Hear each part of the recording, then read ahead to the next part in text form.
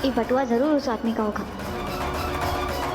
दिया, हमें तुम्हें एक बात बतानी है। ये देखिए कृष्णा जी, ये उसी का बटुआ होगा। हमको पता चल चुका है कि कौन है वो।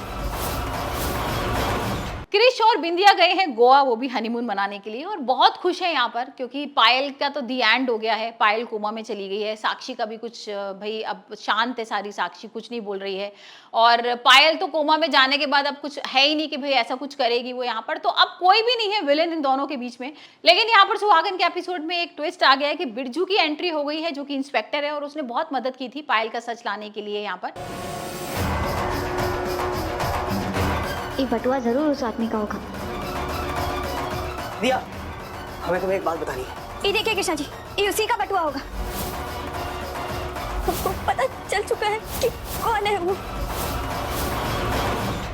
और जो बिरजू है ना वो बहुत ज्यादा फैमिली में इन्वॉल्व हो गया है। हम देखते हैं कि एपिसोड में एक सीन भी आया था जिसमें बिरजू ना बिंदिया के बेडरूम में पहुंच जाता है और बिंदिया उसको बहुत गुस्सा करने लगती है कि तुम्हारी हिम्मत कैसी होगी मेरे बेडरूम में आने की।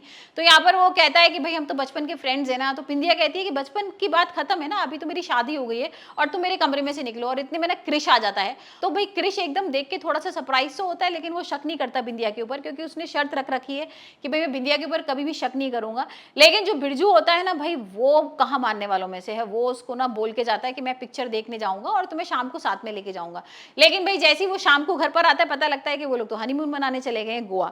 अब बिरजू क्या करता है, सारे घर वालों को अपने साथ ले जाता है और घर वालों के संग इस तरीके से घुल मिल गया है ना कि उनको समझ में नहीं आ रहा कि भाई कहीं ऐसा तो नहीं आने वाले टाइम में यही हमारा सबसे बड़ा दुश्मन हो। वहीं दूसरी तरफ हम देख रहे हैं कि बिंदिया और क्रिश यहाँ पर गोवा में है और बहुत मस्ती कर रहे हैं। लेकिन भाई पहुंच जाता है बिरजू और बिरजू को देख के ना बिंदिया के होश उड़ जाते हैं। वो कहती है तुम यहाँ पर कैसे आ गए, तुम मेरा पीछा क्यों कर रहे हो।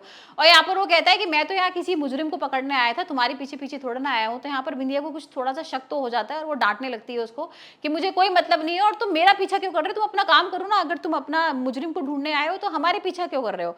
यहाँ पर वो गुस्सा हो जाती है और क्रिश बोलता है कि एक काम करो बिरजू, तुम जाओ और मेरी पत्नी है, मैं संभाल लूंगा इसको। वहीं एक सीन और आ रहा है कि भाई यहाँ पर गुंडे ना छेड़ रहे होते हैं बिंदिया को और जो बिरजू होता है वो गुंडों को मारता है।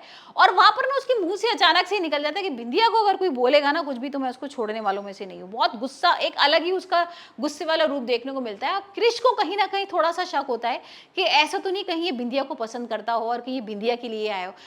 तो आने वाले एपिसोड में देखेंगे क्या जो बिरजू है उसका सच आ जाएगा सामने, क्या वो बिंदिया से प्यार करता है, क्या वो क्रिश और बिंदिया के बीच में आना चाहता है।